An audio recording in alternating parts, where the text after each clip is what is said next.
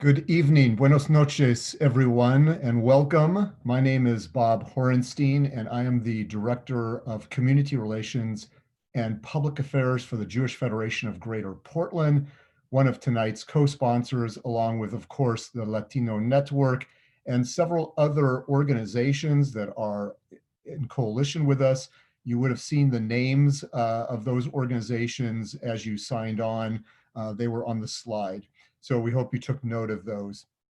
Tonight is the third in a series that is focusing on the history, the hidden history of discrimination and racism in the state of Oregon, a shameful history.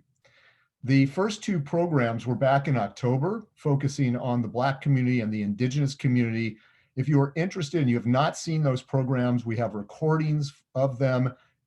Please visit jewishportland.org/uncovering. That's jewishportland.org/uncovering.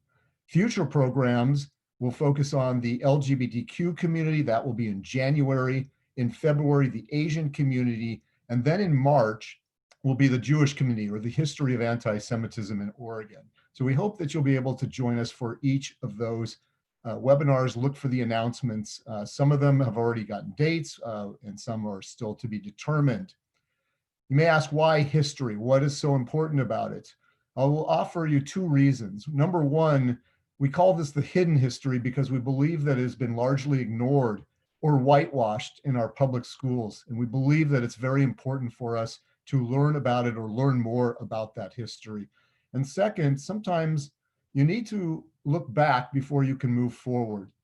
It's important that we understand, how did we get to the point we are today where we are still facing these important racial justice issues? And in order to effectively address them, we believe that this history is very important. So we believe that these webinars will provide some of the tools and the knowledge that you will need to come together, hopefully in May, late May, when we will have a virtual summit on confronting hate, where we will look at current issues around systemic racism, the rise in anti-immigrant hate, the mainstreaming of anti-Semitism, and other related topics. And of course, we will also have discussions focusing on those resources and strategies for us to come together as a collective in order to effectively address racism and hate.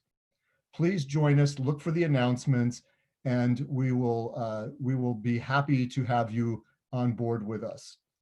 I'm now going to call on Cynthia Gómez. Hoy agradezco la gente indígena de estas tierras. En reconociendo estas comunidades, honramos su memoria, sus vidas y sus descendientes. También recordamos que somos huéspedes de esta tierra y debemos hacer nuestro mejor esfuerzo para no olvidar nunca a sus habitantes originales. Por último, me gustaría reconocer que los territorios de Oregón compartían una frontera con México antes de que se firmó el Trato de Guadalupe Hidalgo en 1848. Desde antes que se establecieron nuestros países, nuestra gente ha estado presente en esta tierra, conservando nuestras culturas, lenguas y tradiciones. No cruzamos la frontera nos cruzó. The following land acknowledgement was written by Kim Stafford with the help of Elizabeth Woody, a Navajo Warm Springs, Wasco, Yakima artist. Both Stafford and Woody have served as Oregon Poet Laureates, respectively. To all my relations, I want to thank all my relations for this chance to be on earth in her time of flourishing, to thank the first people of this place, the Multnomah, Clackamas, Clackamas, Tumwater, Wotlala bands of the Chinook, and the Tualatin Kalapuya, and the many other indigenous nations of the Columbia River, to honor their sovereignty in long and continuing relation, still teaching us how we might flourish here together, to thank my mother and father, moon and sun, for setting me forth before their own passing on, to thank my ancestors who listened to me so eloquently. I learned to listen to my own heart and mind, to find stories and songs there, to thank my family and friends and all people who study and work for deeper kinship in this place, with one another and with all creatures, one earth, visible, audible, fragile, intricate, resonant, in need of our better stories. We want to thank you who have gathered to receive what we have carried here, and hope that something we have may meet something you need, so all our relations may be strengthened for the life we live together. Thank you so much, Cynthia, for the beautiful land acknowledgement. And like you said, we are guests to this beautiful land that we get to call home. On that note, I want to welcome everybody. Hola a todos. My name is Martina Bialik, and I'm the Communications Manager at Latino Network, and I will be tonight's moderator. I want to go ahead and present our panelists for tonight and give you a short overview of what tonight is going to look like. Each panelist is going to give a 20-minute presentation, and then we will move to a Q&A section. Please note that the webinar will be recorded, so you can watch later on this week if you'd like, or if you want to share with your friends and family. And the chat function is going to be disabled until the Q&A portion of the webinar begins. So I will now introduce Omar Alvarado. Omar is the advocacy organizer at PCUN, and he is a proud first-generation born Latino. His family relocated from Oaxaca, Mexico to Oregon. And Omar is very proud of his indigenous Mexican heritage. He feels empowered by his family, culture, and community. Omar's background and skills in nonprofit, small business, and Latinx community development came together through his role at PCUN as, like I said, the advocate organizer in the political department. Omar organizes and collaborates with community to be more engaged in the legislative processes around issues that affect our community and the farm worker community as well. Currently, Omar is tackling a small business cohort project to empower local business leaders and organize them to be involved in the decision-making process that affects their local ecosystem, involving small business and economic development. Omar today will be speaking about the history of farm workers and seasonal workers in the state of Oregon. Now, you just heard Cynthia speak and give her beautiful land acknowledgement. Cynthia Carmina Gómez is the Executive Director of the Cultural Resource Centers at Portland State University. And Cynthia has a Master's of Fine Arts in Creative Writing and a Master of Science in Education. She worked for over 10 years at Latino Network and currently operates an educational consulting firm.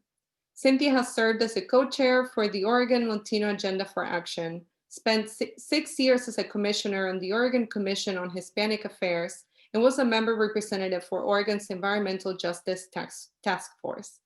Currently, Cynthia is a member of the Portland Police Bureau's Latino Advisory and serves on the Portland Art Museum's Teacher Advisory Council. Thank you for joining us today, Cynthia.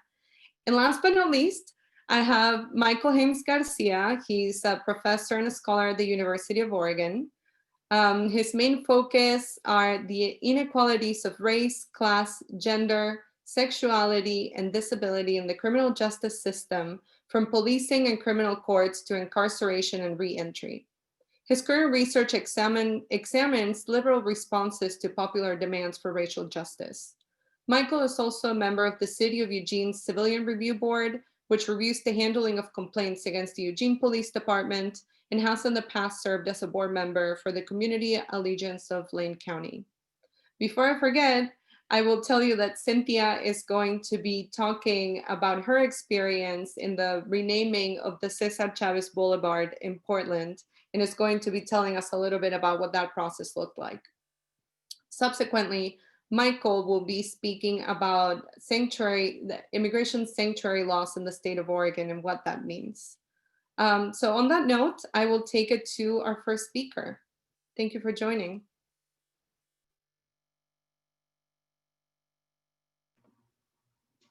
Thank you so much, Martina, for that great introduction. Thank you, everybody, for being here. Again, my name is Omar. I'm going to be giving you all just a little bit of a background on PCUN and the work that we've been doing here in Oregon. Almost said the United States, but yeah, here in Oregon. We have a pretty extensive history, so today I'll just be giving you a little bit about that. as well as more about my role here with PCUN. And then, of course, I think the question and answers will actually be towards the end, but we can just go ahead and get started. So again, my name is Omar. I've actually been working with PCUN for a little bit, over a year, almost 2 years. I've historically been working with the Latinx community for about 3-4 years, specifically in the economic development sector with small businesses has been my history.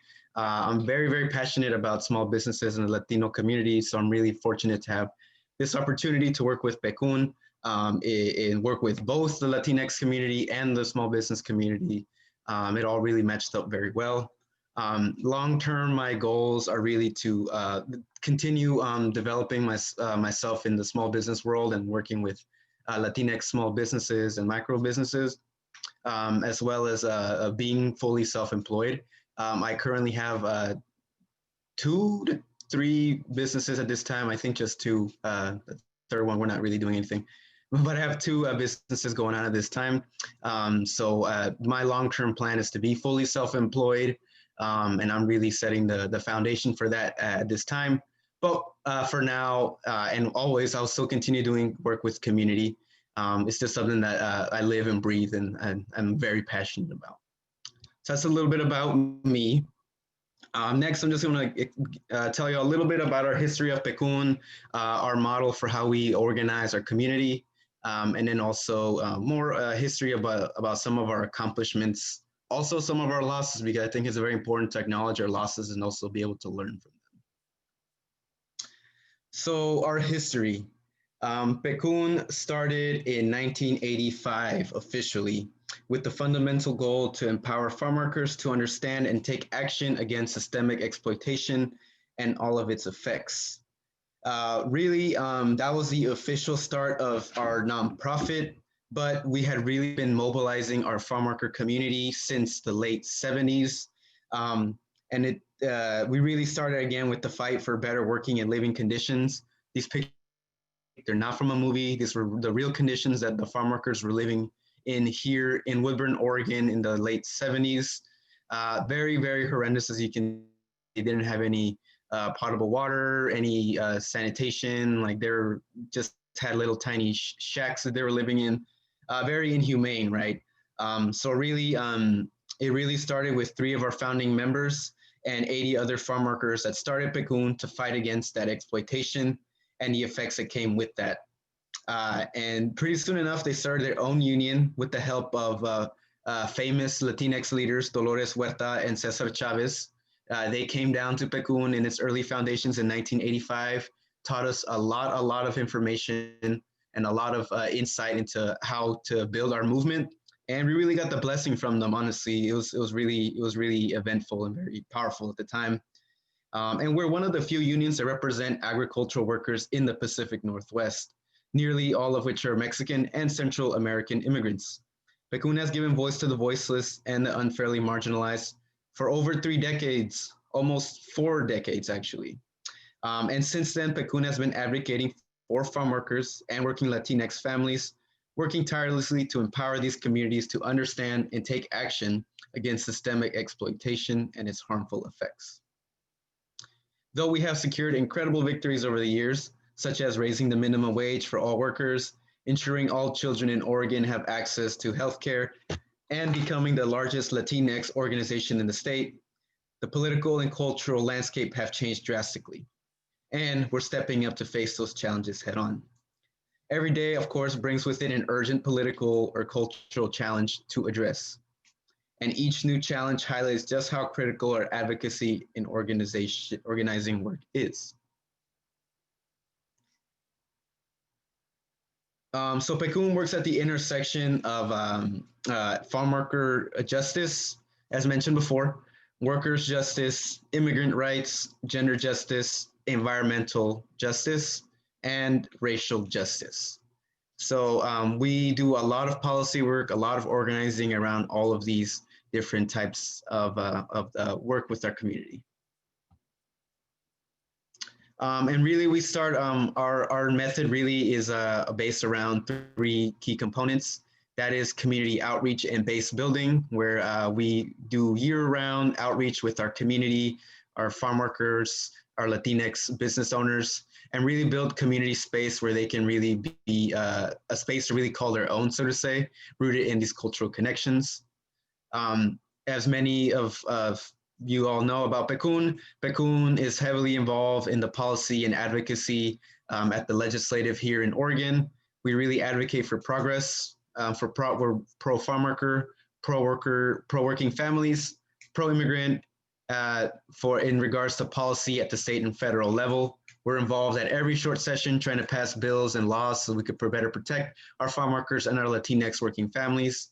We have a couple bills that we're drafting up to be for the short session this year, upcoming year, actually 2021. So we're going to be working pretty heavily with that. We'll be able to share more information very soon about that as well, so that if you are interested, you could also join us in this battle as well, just to keep protecting our community.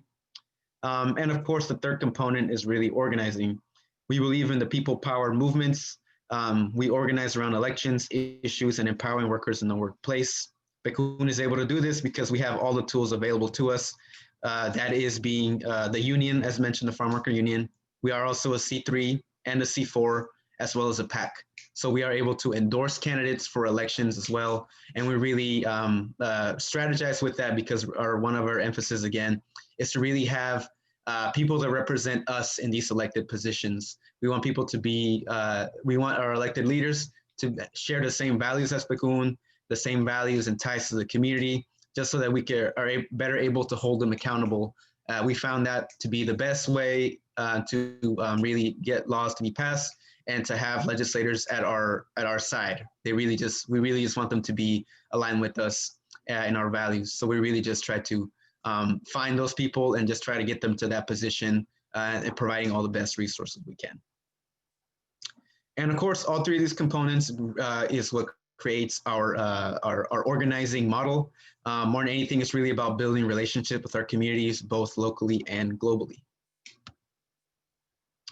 As I mentioned, we do work heavily with a lot of organizations, but PCUN is part of a bigger network of sister organizations. From PCUN, you could consider PCUN as the mothership.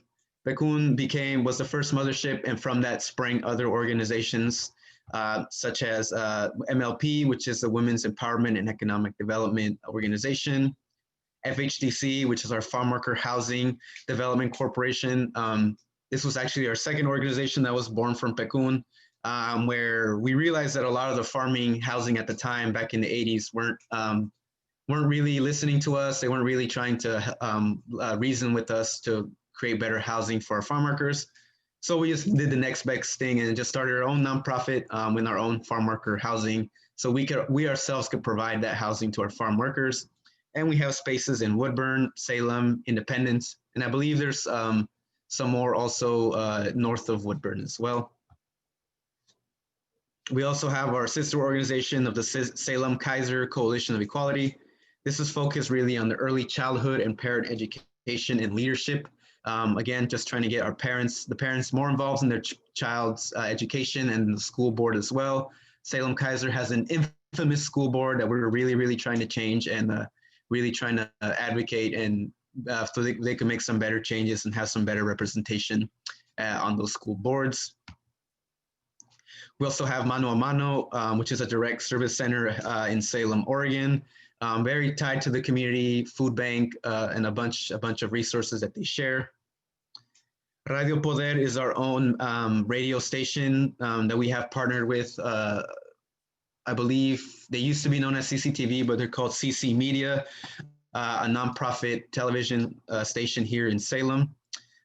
So we have our own radio station where we are able to share news, share content, and really just provide that mass communications to our own community.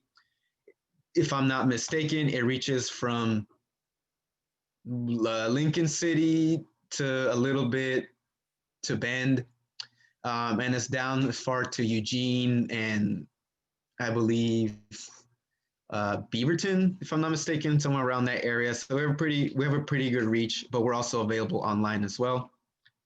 LUCE is our youth education and organization nonprofit. They are focused in particular with preteens and the teenage community, also getting them involved in a lot of advocacy and community organization as well. Causa is the organization that's focused on immigrant rights. We work very closely with them at the advocacy and policy level at the Capitol. So us too, you will see us working very closely in trying to pass laws for our Latino community. CLI is our Leadership Institute and Development Hub. They are really focused into developing more leadership within the community. They provide classes, trainings, and workshops to inform our community at all different levels into getting involved into these leadership positions, teaching them more about the culture of politics, and really just getting them into the proper space so that they could be ready to run if that is their wish, to be involved into the elections or into any type of boards or commissions as well. And finally, the Centro de Servicios is our immigration services and navigation hub that we have located at PCUN's building in Woodburn as well. I know that was a mouthful, but all these organizations are very tied very closely with us, PCUN. All of us work very cohesively here in our community in the Willamette Valley. And we really started this because, again, we noticed that a lot of the work wasn't being done for our community. So we really just took it upon ourselves to create our own organization so that we could help our community because we knew the needs of our community. So here's a little bit about our work that we have done so far. So we advocate a lot in Salem and in Congress, like I mentioned before.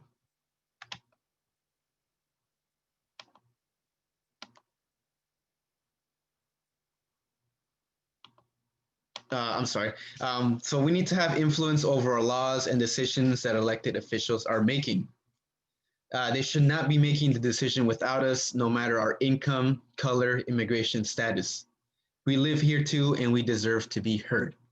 This is why, as I mentioned before, we really are empowering community leaders or community members so that they can become leaders and ultimately be representatives of our community in these boards, in these elected positions, and in these commissions and city councils as well. One of our biggest wins that we've had is with Teresa Alonso Leon. She's a representative for House District 22, which is North Salem and Woodburn. And we helped really mobilize our community to get her elected a couple years ago. And through all our hard work and determination and a lot of the community's help, we were able to get her elected. And she became the first Latina and first Indigenous woman elected into the House of Representatives in the state of Oregon. Very, very monumental. So it was very, very great to get that done. And here on to the right is the different school board members that we also endorse and help run here in Woodburn and in Salem Kaiser, just so we could have more representation in our school boards. Currently in the Salem Kaiser School District, I believe about 70% of students, 60% of students are Latinx, but the no members in the school board are actually of Latinx or BIPOC communities. So again, right, like it's kind of hard for them to really understand the needs of our community, again, which is why we really advocate into building our leaders and getting them into these positions. And in here is some pictures of our electoral organizing work. Again, we organize primarily low and mid prosperity Latinx voters. We send out and work with our bilingual and bicultural organizers, such as myself. We're able to go in and out of Spanish, so we're very fluent in Spanish, which makes it easy to communicate with our community who's heavily reliant on Spanish and sometimes in indigenous dialects, which we can also provide. Again, we have also been able to change the political game on the ground. We believe that politics is done today in a strategy that honestly needs a lot of updating, which is why PCUN turns out low propensity Latinx voters in key areas such as here in Salem, where we view as a minority majority districts and coming up out of hubs of diversity. We have been doing this for a good amount of time, and we've actually been able to make a big difference in key districts here in Oregon. These pictures here were for the Vote Yes on Measure 88 campaign a couple years ago. Here we are mobilizing with our community here in Salem, Oregon. Obviously, we had some youngsters involved, a lot of our community and college students, as well as our organizers as well.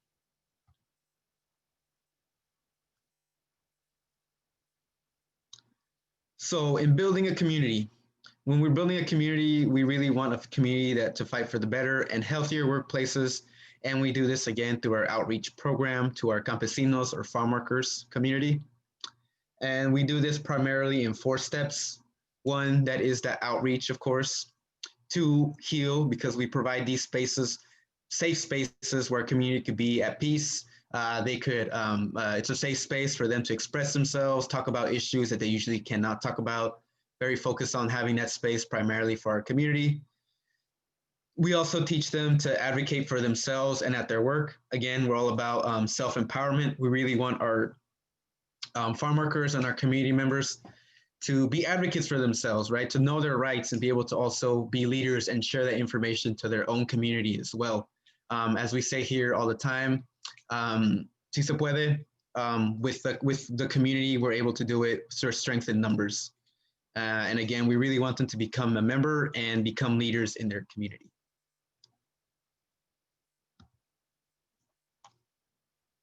So that was a little bit about our organizing work that again applies to farm workers primarily because that's our history. But as of lately, this organizing work has also applied to small businesses, especially when I came into the picture with my background. Historically, for those that don't know, for many Latinx and BIPOC communities, starting a business is really one of their only means of income and one of the only opportunities and chances they really have to get income for themselves. Oftentimes when immigrants come to the United States, they have tough times finding jobs, right? Sometimes they can't find jobs. If they have education from previous countries, sometimes they are not considered as it's the same education as a valid education here in the United States. So it's still tougher for them to find jobs, right? So oftentimes what a lot of immigrant communities do is just start a business based off of the skills that they already had that they learned in their previous country. For those that don't know, Latinx immigrant businesses, the most common types of businesses are restaurants or food-based, childcare, cleaning services, landscaping, and contracting. Those are the 5 most common businesses for Latinx. And it kind of makes sense because honestly, those are all the same things that our Latinx community has always done primarily in their old country, being farmers, taking care of their community, food, right? Something that's very known in the Latinx community. So, which is a good step, right? It's very empowering that they're able to start their own business in a country that they're brand new to.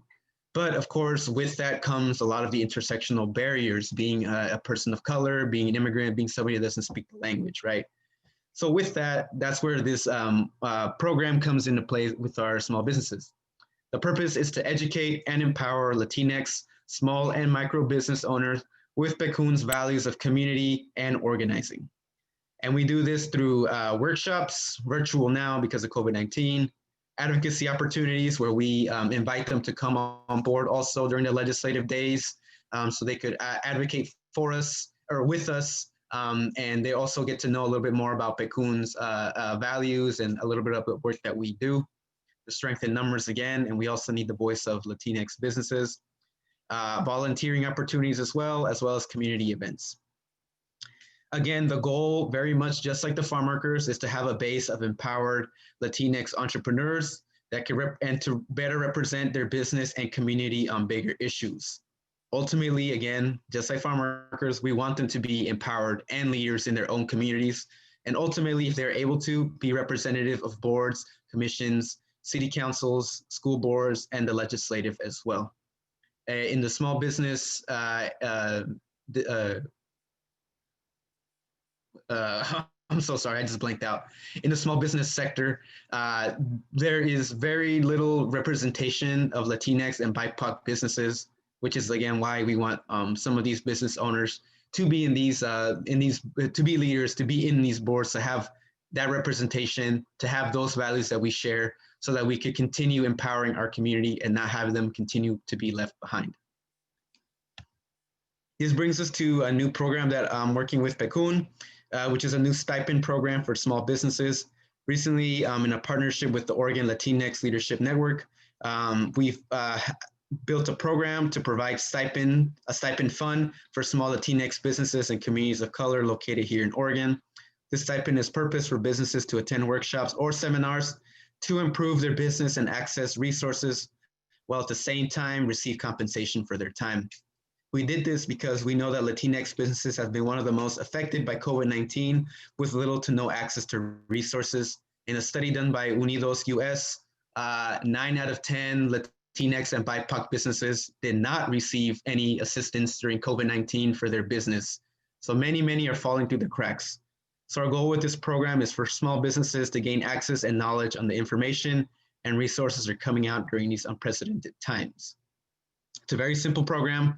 All they have to do is just contact us, fill out the initial surveys, register to workshops that we're offering and other organizations are offering. We are able to provide that to them. After attending workshops, they can fill out surveys just so they could input what they learned in the workshop and how they will apply it to their business. And after which, completing the surveys, they can receive a stipend of $200 for each workshop that they attend. Again, this is created just so that these businesses have that opportunity to access these resources that so oftentimes they have trouble being able to attend, and also be compensated for their time as well. And I can share more information about this towards the end in the chat. So some examples of our work that we have. So in 2013, actually before that, many Oregon voters rejected Measure 88, which was revoking the driver license card. When that happened, over 80,000 undocumented Oregons had no legal way to renew their driver's license. Yes on Measure 88 is able to register 9,000 voters, recruit 3,000 volunteers, and identify 140 new leaders and build up a diverse coalition. And in 2013, we were able to win, after 8 years, we were able to win a driver's license card for our undocumented families. There wasn't a single day that passed by that hate groups collected signatures to put us, to go against us. It was a losing campaign from the beginning, and it really got us where it hurt. Initially we had lost in a 30 to 60% vote, but we were able to build our electoral capacity, running the first bilingual and bicultural campaign in the history of Oregon. And we knew after this that we needed to be able to defend our legislative wins on the ballot. So that kind of brings to the point that there's always going to be groups against us, right? Even though we passed the driver's license card again, there's still measures trying to pass so they could still continue to take that away. So it's a continuous battle, but as you all know about our history, we don't give up. We keep going, we keep getting stronger, and we keep building our coalitions. Omar, thank you so much. I have to stop you right here. We have seen all of your questions. Thank you so much. We will answer them, some of them, at our Q&A section. Now I'm going to pass it on to Cynthia Gómez. She's going to be talking about the renaming of the Cesar Chavez Boulevard. Cynthia.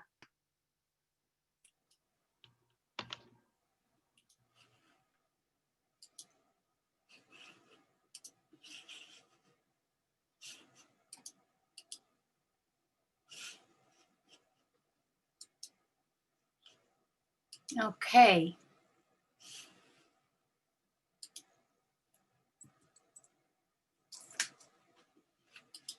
All right, here we go. My name is Cynthia Carmina Gómez. I have my MFA in creative writing nonfiction. I'm an educational practitioner and a writer, and I'm also a first-generation scholar.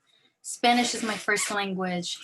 I was born in Camp 52 in an agricultural community in the outskirts of Phoenix, and I was raised along the US-Mexico border in Yuma, Arizona.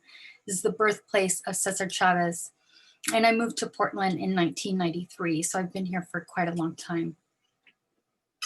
What is now in the past was once in the future. And I love this quote because it captures the essence of what we're doing here today and learning about the past. And today what I'm going to talk about is Cesar E. Chavez Boulevard. Some of you might have been around when we were working in our community to have a street named after Cesar Chavez. And this is a case study and some work that I did and research that I did about the renaming. You can scan this code here to access the story, and it will also be shared with you in the chat. My research was ultimately published in Oregon Humanities Magazine. So this link in this code will get you to that story so you can read all the details there. And it was published last year in April on the 10-year anniversary of the renaming. Nancy Haig, co-executive director of Basic Rights Oregon, said, "Street names matter. They can make us feel welcome or definitely not welcome." 10 years ago, Southeast 39th Avenue, a main thoroughfare in Portland, Oregon, was renamed Cesar Chavez Boulevard.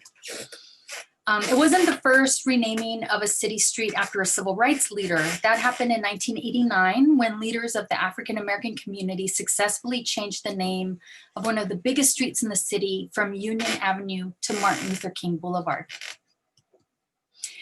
There was a lot of opposition. So Citizens for Union Avenue gathered more than 37,000 signatures against the renaming. That's quite a lot of signatures. Also, the nationalist movement, a white supremacist organization, was involved in the opposition. And when I was doing my research, people shared that they remembered that during the process, they remembered Klansmen marching down Union Avenue in protest.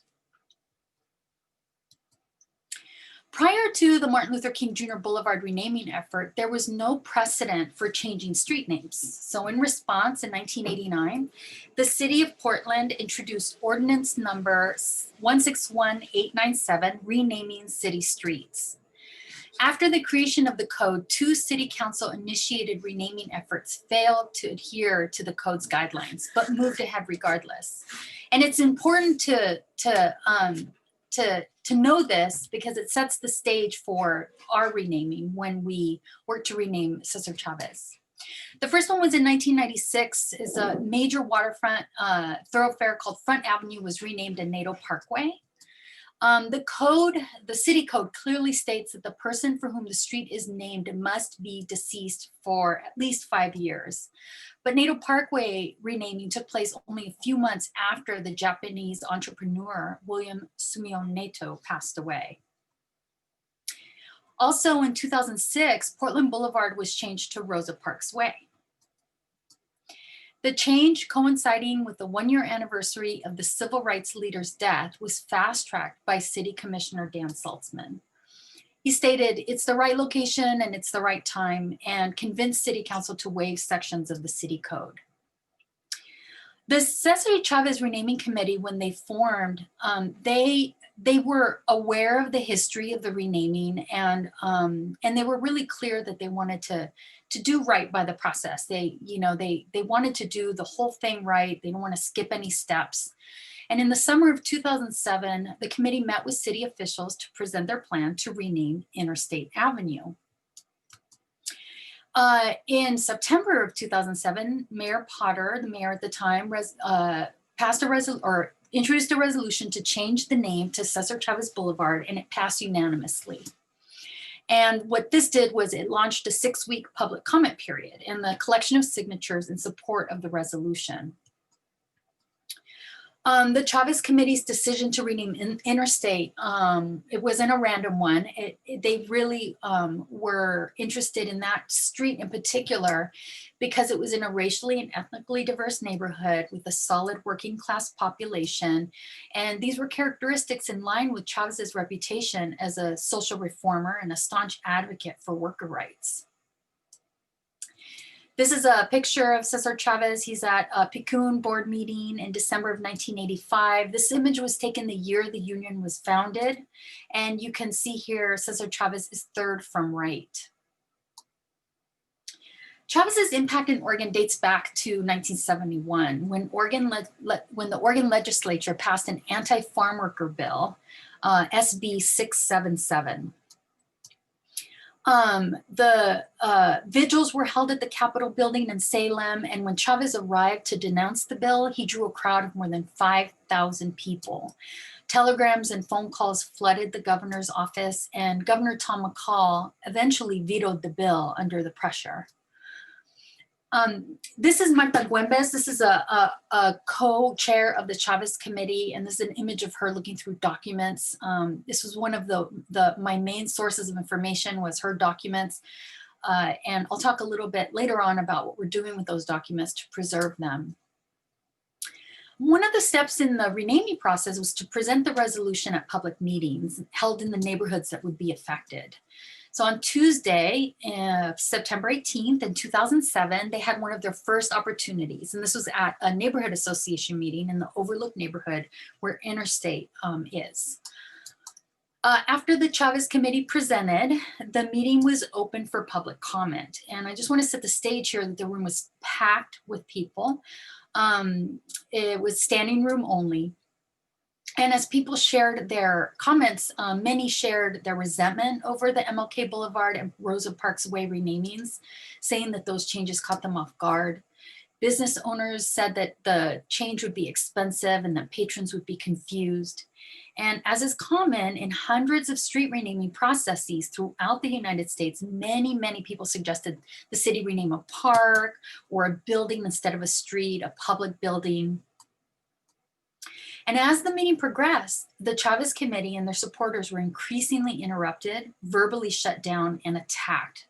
The crowd was getting restless and agitated, and unable to finish in a peaceful manner, the members of the committee decided to leave. And the hate emanating from the crowd was palpable. The daughter of one of the committee members remembers being called Beaner. One man pointed a finger in Gómez's face and snarled, "You F and B." And others yelled, "Go back to Mexico," and used the word Mexican in a pejorative manner. And concerned for her and her children's safety, a firefighter actually found Gómez outside, followed her out, and offered to escort her to her car because he was concerned that someone was going to follow her and hurt her and her children. And not only were public meetings hostile, but the resolution also solicited hundreds of comments at City Hall, many riddled with hate speech, fighting words, and racist rants. Again, this was about 12 years ago this happened. The types of things, Portland City Commissioner Eric Sten is quoted as saying, "The types of things that were said and done on my voicemail and my email and community meetings were atrocious and the worst things I have seen in my 11 years serving on city council. And I suspect they pale in comparison to what was said to some of the organizers privately." Commissioner Randy Leonard called the renaming process the largest racial showdown since 1968. And so the whole time, Mayor Potter was steadfast in his support of the renaming, but other commissioners were swayed by the opposition. And the opposition at that point, they were threatening legal action, and they also proposed a ballot initiative to resolve the issue. The commissioners were shaken by the xenophobia displayed by the public, and they were concerned that a street renaming ballot initiative would turn into an immigration debate. So on November 14th, 2007, Commissioners Sten and Saltzman pulled their support and offered to rename 4th Avenue instead. And 4th Avenue is a main street in downtown Portland. It runs from Portland State University to past City Hall and into Chinatown. And because of the historical significance of Chinatown, which occupied multiple blocks along 4th Avenue, members of the Pacific Islander and Asian community, together with the Latinx community, rallied against the plan to rename 4th Avenue. And so at that point, the city commissioners backtracked and then voted unanimously to reverse their decision to rename 4th Avenue. So after months of labor, the Chavez Committee were denied their street and left feeling rattled, undermined, and marginalized in their effort to be recognized. In August 2008, many months later, like about 6 months later, the Chavez Committee reconvened and petitioned City Hall to rename Broadway, Grand, or 39th. And city leaders insisted at that point that the Chavez Committee follow the city's street renaming code to the letter. So this was the first time in all of the guidelines, first time that all of the guidelines laid out in the code would be officially enforced.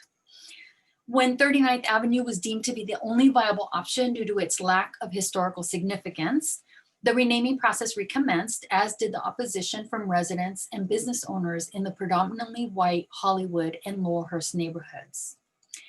And it's worth noting here that the Hollywood and Laurelhurst neighborhoods along 39th Avenue were among those included in a 1919 Realty Board of Portland Code of Ethics provision that at the time forbade realtors and bankers from selling or giving loans to anyone who was not of the white or Caucasian race.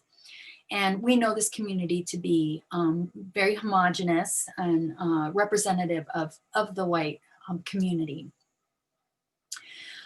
Despite that challenge, the Chavez Committee successfully collected the required signatures, but the opposition sought to discount supporters by asking the city to confirm the validity and citizenship status of their signatures.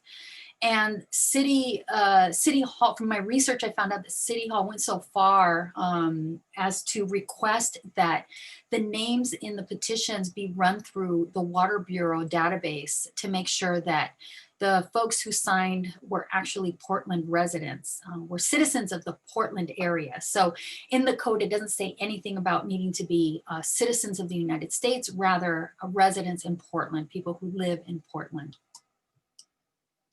So despite all of this divided public opinion, on July 8th, 2009, city commissioners voted 5-0 to change the name of 39th Avenue to Cesar E. Chavez Boulevard. And the Chavez Committee now had their street, but not the one they wanted, and at a great cost. In my research, I interviewed Carmen Rubio, Executive Director of Latino Network and soon to be City Commissioner for the City of Portland. And she said, some of the sentiments back then towards the Latinos in this community pushing for this change feels similar to some of the anti-immigrant rhetoric we hear nationally today. For many communities of color, pushing for change, sudden calls for the dominant culture to ensure they adhere to process can feel like proxy for discrimination or bias against our communities. So I want to go back to the history of renaming streets in Portland to talk a little bit about Harvey Milk. In June 2018, Portland City Council voted unanimously to rename a 13th block stretch of Southwest Stark Street from Nato Parkway to Burnside after Harvey Milk, one of the nation's first openly gay elected officials, an excellent human being. And the MLK renaming was fast-tracked by city officials in order to coincide with Pride Month. And the code also states that partial changes to a street name are not permitted. So these are the two ways that, again, the code was not adhered to in this renaming process after the Cesar Chavez Boulevard Committee was forced to adhere to the code to the letter. And so in this case, the name change of Harvey Milk only happened along parts of Stark Street, not along the whole, street, Stark Street. And I just want to talk a little bit here about divide and conquer tactics. That this is in no way, we definitely want more streets named after civil rights leaders. We think it's important, and it's important for our children and our community to see our leaders' names in prominent places, especially street names. But these tactics that were used, could be used to divide our communities and to keep each other kind of at each other, as opposed to looking at these strategies that the dominant community uses to keep each other apart and from working together. One of my projects in working on this project is with Oregon Historical Society. So this is me with Marta and Carrie Timchik, the director of the Oregon Historical Society. And I reached out to Carrie to ask if he would be interested in this archive project, and he was very enthusiastic. And of course it was put on hold because of COVID, but we hope when we get on the other side of this that we're able to collect more materials and have those materials available for our communities, especially with the new with the new policies for the ethnic studies requirement for high schoolers, for school-age children. And we think that this contribution can help teach young children about this, this story, about the story of renaming Cesar Chavez. And we're really excited about this archive project. So if any of you have materials that you'd like to donate, please reach out to me. It'd be fantastic. Again, you can see this magazine, you can see this article in Oregon Humanities Magazine. I encourage you to donate to Oregon Humanities.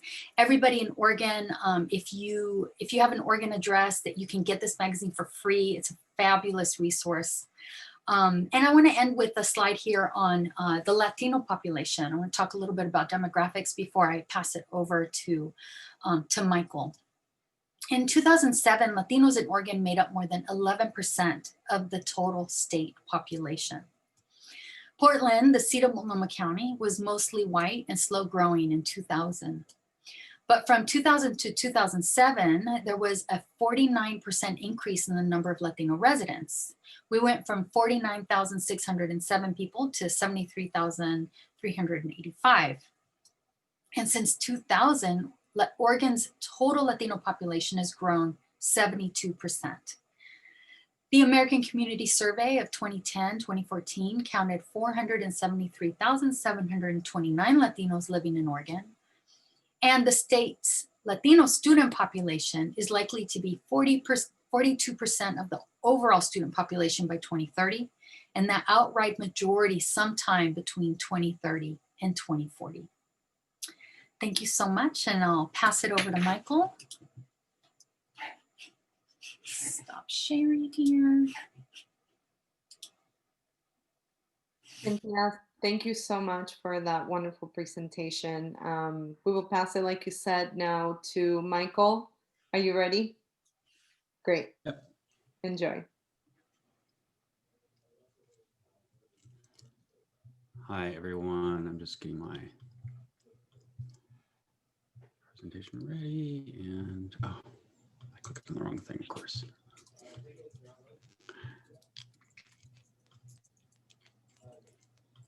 Okay, there we go. Hi, everyone. So I'm going to be talking about immigration and sanctuary laws, specifically in Oregon, but not just in Oregon. First off, I'm a professor of Indigenous Race and Ethnic Studies at the University of Oregon. And I actually grew up in Oregon. I grew up in Milwaukee, just outside of Portland, and went through K-12 in Oregon. I have deep roots in this region. My mother was born in Toppenish, Washington, in the 1940s, and her parents were migrant farm workers who traveled up and down the coast according to the crops. And I'm a fifth generation American, I guess, a citizen. And my family has roots in going back in California to before the Mexican-American War, before the Mexican independence, and before the Spanish conquest. So certainly appreciate all of the work that's being done. And I feel that immigration is an interesting thing for me to be talking about, since that's not my personal experience, but it is something that I think is incredibly important for the Latinx community. And so I need to move something over. All right. So one of the things that that Cynthia ended with was this the numbers for changing Oregon. And I think it's important to note those, but also to think about what kinds of limitations there might be for becoming a larger group. So one of the reasons why immigration is so important is because the U.S. has this won't necessarily come as a surprise to everyone, but it has very difficult immigration laws. And so we often talk about an immigration waiting list, right? This mythical line that you get in and wait to become an immigrant. This is what it looks like. So the U.S. limits the number of visas for both employment-based and for family-sponsored to a relatively small number given the number of people who want to come. And then they further take that number and they give each country only 7% of that total. So what that means is in 2018, the per country limit was 25,620. So no country could send more than 25,620 people legally as immigrants. Mexico, where most immigrants to the United States come from, currently has 1.2 million applicants on the waiting list for an immigrant visa. So clearly, we have this choke point that's been created, right? So that a very small number of people who are allowed to come, despite a very large group of people who want to come and a very large demand for the labor of those people. So what this means is that if you were to get in line today or in 2018, when I crunched these numbers, it would take 49 years to theoretically to get your legal immigration visa, right? So what this means is that legal immigration from Mexico to the United States is effectively impossible, and this is by design, right? If you're immigrating from Switzerland, Switzerland gets the same number of spots, right? So no problem coming legally from Switzerland. But from Mexico, it is effectively impossible to immigrate legally. What this means is that what this does is it creates a system in the US, particularly in destination states, where a lot of this immigration is moving to. It creates a situation in which you have a visibly Mexican population that is permanently disenfranchised. So if we look at California, one of the things that you can see here, if you look over onto the column on the right of the screen, California ranks #1 in number of Latinx people. #2 in percentage of Latinx population. It ranks 3rd in eligible voter population, Latinx eligible voter population. It ranks 24th in the percentage of the Hispanic population eligible to vote, right? So what happens is you have a large number of Latinx people in California. It makes up a proportionally smaller percentage of its electorate. And then the people in that electorate who are eligible to vote, would otherwise be eligible to vote, becomes even smaller when you then think about them as a percentage. So most Latinx people in California are ineligible to vote, despite it being the state with the most Latinx people in it. So this becomes a problem, right? If we're thinking about a state like Oregon that has, as does California, a long history of finding ways to disenfranchise people of color, we can see that there's a roadmap already for having that continue to be the case, even as numbers increase. Right. I mean, I'm a fifth generation U.S. citizen, and yet a first generation college graduate. If we look at Oregon's sanctuary law, right? So that's immigration, and then you can see then why sanctuary might be so important, right? Once you realize that immigration is not only not easy, but legal immigration from Mexico is essentially impossible. Certainly for most poor immigrants coming from Mexico. So then you can see why sanctuary laws might be important. And certainly, I remember in 2016 there was a rush in many communities to lobby local authorities to implement sanctuary laws. There was a push in Oregon to have Oregon's sanctuary law repealed, and that was defeated. But one of the things that often gets lost in the shuffle around sanctuary is an understanding of what exactly sanctuary laws do and don't do. So Oregon sanctuary law, again, the oldest in the country for a state, states that no law enforcement agency in the state of Oregon can use its money, equipment, and personnel for detecting or apprehending people whose only violation is that they are persons of foreign citizenship present in the United States in violation of federal immigration laws. That sounds great. That sounds like a great thing. There's a loophole.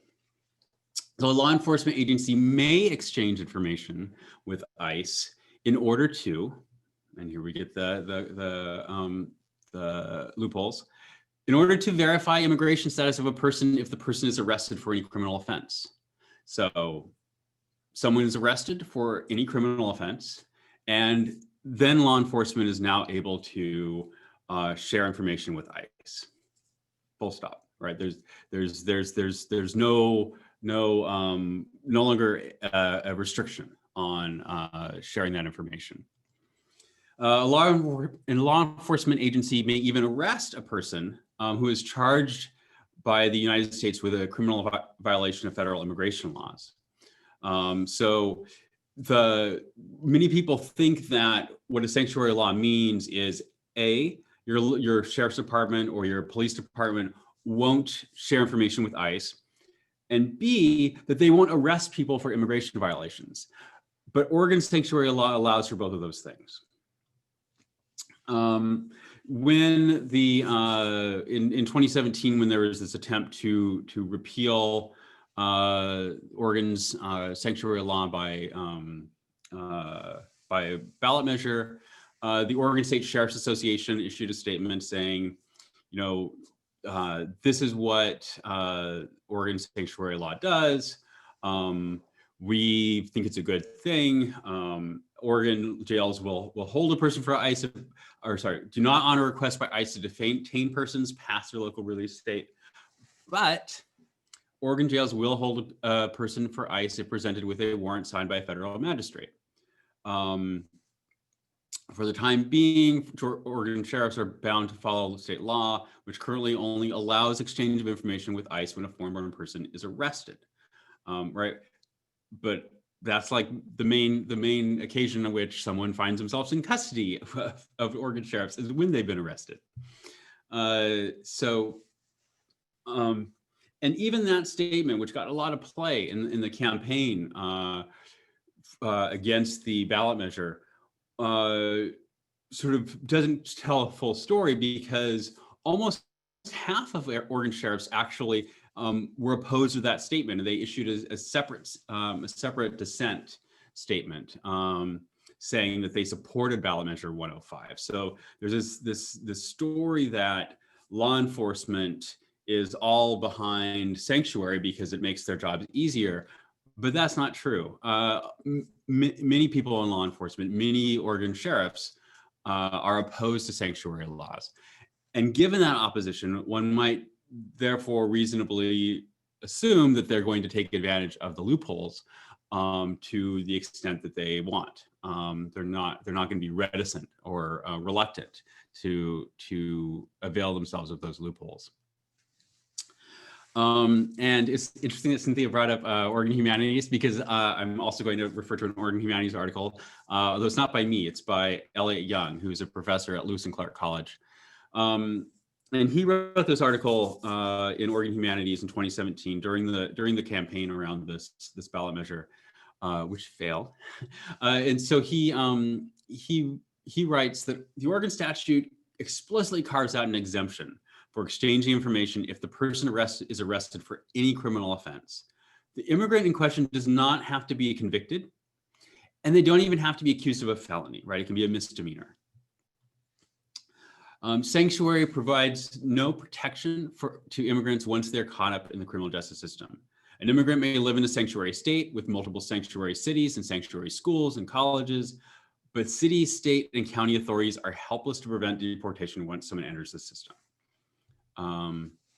And as a final piece to his article, he points out that in Multnomah County, right, and Multnomah County Sheriff is one of the sheriffs that signed on to the pro-sanctuary statement.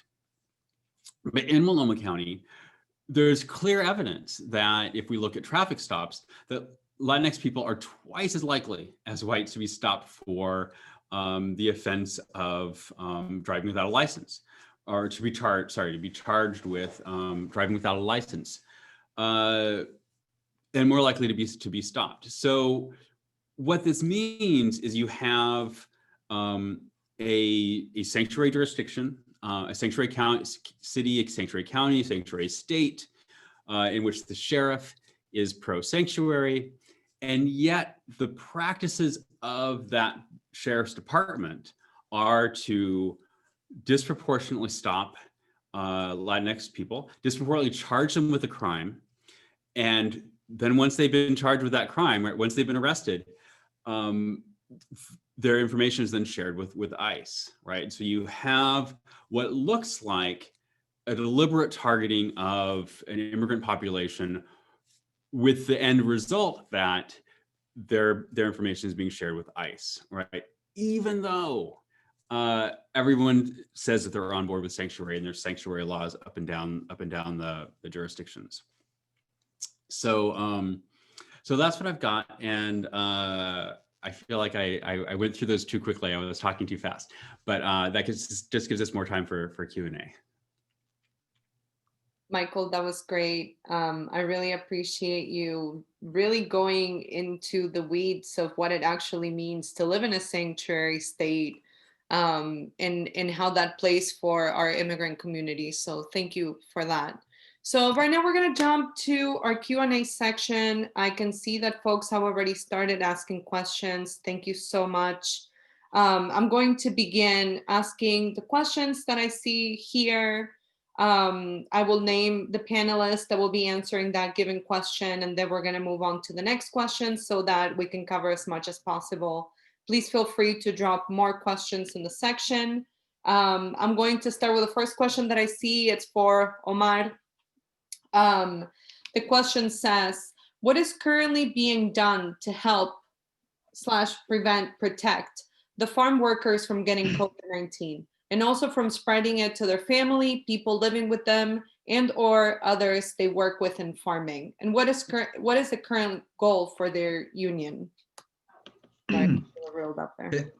Thank you so much for that question. Really, a couple things. One of the things that we're doing is a lot of community outreach and information sharing with our community in regards to COVID information, COVID testing. We also do a lot of PPE distribution every Tuesday and Thursday for our farm worker community and Latinx community here in Woodburn, or in the Willamette Valley, but we are located in Woodburn, our main hub. We know that farm workers have been disproportionately affected because of COVID-19 being essential workers. So in the beginning of COVID-19, we realized that farm workers or immigrant farm workers in particular had no access to any federal unemployment, any type of federal assistance or statewide assistance. So what we ended up doing is that we, PCUN and several other organizations, started our own fund to be able to help out farm workers who are affected by COVID, who have lost their job or have gotten sick from COVID, called the Oregon Worker Relief Fund. Through this fund, we've been able to disperse over $23 million to families and farm worker families here in Oregon. We're still continuing this program, and we're still trying to advocate for this to try to get more money. Obviously, it's a considerable amount that we were awarded, but we need a little bit more. But this is one of the biggest things that we are doing to address the COVID-19 in our community by providing funds for them if they're needed or out of work, or if they have gotten sick, as well as providing information as well as safety supplies and PPE supplies for the community as well. Thank you, Omar. Thank you for your answer. Now moving on to Cynthia. Cynthia, Randy wants to know if you can speak to renaming as a way of creating community healing from historical trauma. Thank you, Randy. Hi, how are you? Long time no see. Yes, absolutely. One of the things that happened as a result of the renaming is a lot of community came together and united around it. And I think some other participants in this, other attendees are asking questions about were there other communities that were involved in helping to rename Cesar Chavez outside of the Latinx community? And the answer is yes. I'll point to a hyperlink in my article of testimony that prominent African-American leader Ron Herndon, a testimony that he gave at City Hall, speaking to his indignation about the process and calling out the commissioners and really, you know, calling attention to the differential treatment that the Latino community received in the renaming. But one of the things that I'll share just from my own experience is I attended when the renaming of 39th was being proposed at City Hall. I attended with my mother, my partner, and my 2 children, and it was very nerve-wracking. It was difficult. There was a lot of opposition there, but there were lots more people that were there in support of the rename. And so it was definitely a time and a place for us to come together, to recognize our shared history, and to come together around a shared cause. Thank you so much, Cynthia. I'm going to take now this question to Michael. Carlos wants to know, what is the percentage of non-citizen immigrants in Oregon? And regarding the US Census, what do you have to say about the attempt to not count non-citizens? Also, your take on DACA and other policies regarding non-citizens, which we know are mostly Latinos. Thank you, Carlos, for those questions. The first one, you would ask me a question about numbers. I don't remember numbers well at all. I'm not a numbers person. My numbers came from Pew Research. And so they crunched the numbers for California. I do not have the numbers for Oregon, sorry. Your second question was about the census. And I think the attempt to not count citizens is unconstitutional. It's very clear. The census is in the Constitution. It includes residents. Punto final. There's no like there's no asterisk and footnote in the Constitution for that. Beyond that, I would say that it is racist. But you know, we all know that. The third question was, remind me? Yes, sorry about that. The third question is more about your take on DACA and other policies regarding non-citizens, which, as we know, are mostly of Latin American origin. Yes, yes. Yeah, so mostly Mexican, also largely Filipino. There's Filipinos are the second largest group of immigrants after Mexicans, and then we have a number of other Latin American countries and so forth. But certainly the I think that. How do I word this diplomatically? I think that things like DACA, programs like DACA, are very important. But I view them kind of in the way that I view, say, affirmative action. These are programs that were put together. And at the time were considered to be like the minimum that the US government can do to help out people of color and communities of color, right? Reparations would have been nice, but we got affirmative action instead.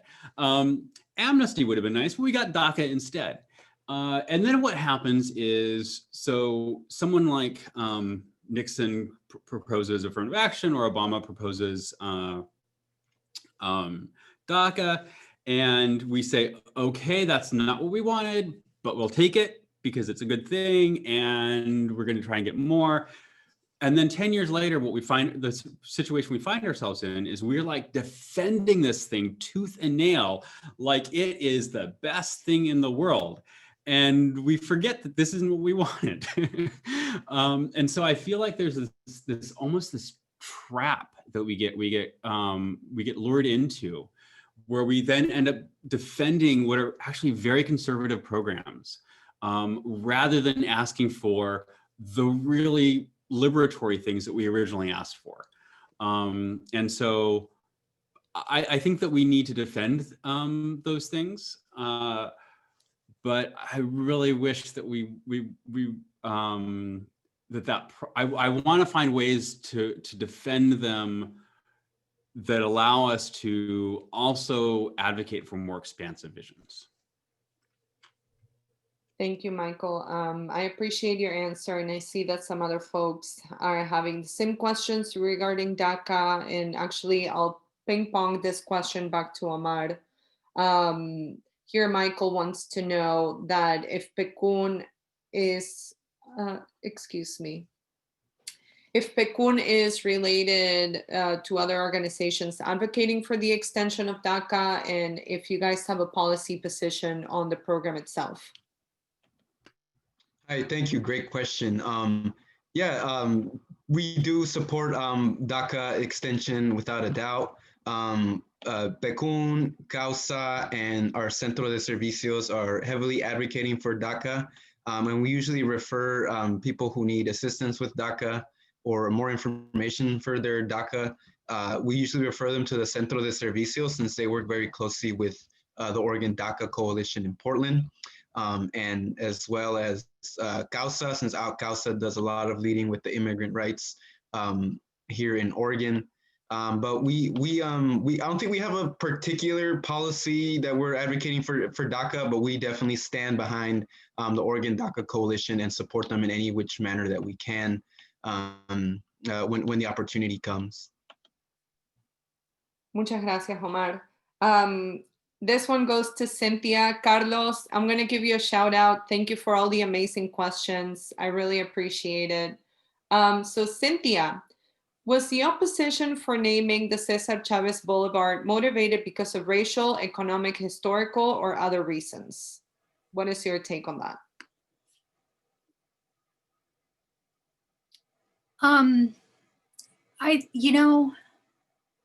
It was baffling to me. I'll be honest with you. I witnessed it. I wasn't shocked by it. I definitely knew that there would be some opposition, but the amount of opposition and the way that the community was so viciously attacked and treated during the process was really beyond my comprehension. It was unbelievable. But now, in thinking about where we are today and where we've been these last 4 years, I think it makes a lot of sense. I think that the sentiment of folks maybe wasn't, what we've seen recently is people feeling like they can express themselves in a different kind of way, because we have a leader now who expresses himself in a certain kind of way, right? He says things that other people maybe wouldn't normally say. He's not a politically correct leader. And so I think that people now feel emboldened to maybe share feelings that they maybe before would keep hidden. And I think some of that was going on during the renaming. And I think that, there's power in numbers. And if people came together and they felt like they could oppose in greater numbers, they probably felt emboldened and felt like they could say more and do more than they could if they were just working independently. I don't really know how to answer that question. And I think there was another question about, the difference between, in my article, I state that the opposition for 39th Avenue was more subdued than the opposition to interstate. And while it was more subdued for 39th Avenue, the opposition was just as present. It just showed up in a different kind of way, in the way that people were pushing back against the renaming. They were using different tactics. They were using different methods, but at the end of the day, there was still just as much opposition against the renaming than there was when they proposed interstate. Thank you so much, Cynthia. I'm actually going to ask you a follow-up question, since this question seems to touch on to some of the answers that you've given. Destiny here wants to speak about gentrification. And she wants to know, what's your opinion on how Oregon's politics will shift, or potentially not shift at all, with BIPOC and Latinos moving across to more affordable counties, which are largely conservative? So moving, like you were speaking about, moving from the Portland area to Multnomah County and then being pushed to different counties. Yeah, when I first moved to Portland, there was and I first started working in the Latino community here in the Portland metro area. A lot of my work was centered in North and Northeast Portland. And then towards the end of my time at Latino Network, a lot of my work was actually out in Rockwood. So I was actually very present, and I felt that shift, that move of our community, that push out, that gentrification that our community experienced. I forgot what was the question again? My apologies. So how is the community? So what is your opinion on how politics are going to shift as more BIPOC community members and more Latinx community members are getting pushed out of Multnomah County, for example, into more affordable counties? Mm-hmm. Yeah. That remains to be seen, but we're seeing a lot more people of color running for office and actually winning elections. Eddie Morales in Gresham lost his bid for mayor by only 14 votes. That's huge. And we've seen, Teresa Alonso, we've seen a lot of other leaders. We have Carmen Rubio, the very first city commissioner, Latino woman city commissioner. So I think that remains to be seen, and how our communities respond. And I think everything that's happened in this last year, and certainly since the uprisings around race and Black Lives Matter, I think that will definitely change is currently changing how we're doing things and how we're operating, but definitely will impact us in the future. Thank you. So we are reaching the end of our webinar. So I'm going to take this last question to Michael before our ending remarks. This is a question by Andrea. She wants to know, excuse me, let me just paraphrase this. So the question is regarding combating hate and implementing the change that marginalized communities have advocated for example, amnesty and reparations. She's not looking for any particular answer, but she's interested in hearing your point of view on what are some of the things that we need to do in Oregon to get us moving forward as a state that's more inclusive, equitable, and diverse. Gotcha. Oh, great question. So if I could just pull back to my how I started my presentation, thinking about where I said numbers aren't destiny. I think what is power, and so I think that what we need to think about, and Omar's starting to think of this with PCUN. That building of grassroots power, right? And you also see this in Cynthia's example, right? If we think about how 39th was renamed Cesar Chavez Boulevard, right? This happened through grassroots activism, organizing, that building of community power, the building of coalitions, the lobbying of and changing who is in office. all of that is it's not glamorous work, but it is important, difficult work that we need to do, all of us. And so, yeah, I would say that the things that we need to do are the things that the people in Cynthia's story were doing, the things that Omar and the community he's working with are doing. Yeah, I hope that is satisfactory. Thank you so much. I see a lot of great questions here. I think what I'm going to do before we conclude today's webinar is that I will put Michael, Omar's, and Cynthia's email addresses so that if your question, was not answered due to time constraints, you can still ask them privately. And I'm sure that they will be happy to answer them, not to put you on the spot. Well, I just want to thank everybody for joining and for taking the time of your busy days to really meet with us and learn more about the history of our community in Oregon. As you've seen today, from the farm working community to the sanctuary laws, to even something as simple, right, in our minds as renaming a street, we can see that there is definitely a trend, right? And it's a trend of hurdles, and it's a trend of challenges, and it's a trend of really making things harder than they should be for members of a community that really wants to determine our own futures, and we want to thrive, and we want to set our roots. So I really hope that you had a great time. I surely did. I learned a lot from these brilliant panelists. And like I said, I hope you had a great time. If you have any questions, please email them to us. I will make sure to add the emails in the chat box.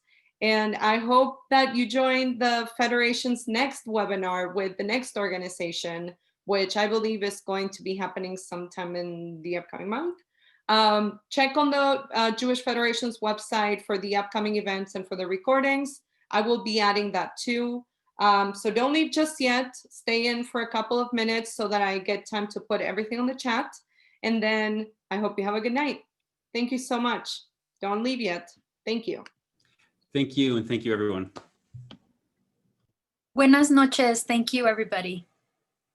Thank you, everybody. Buenas noches.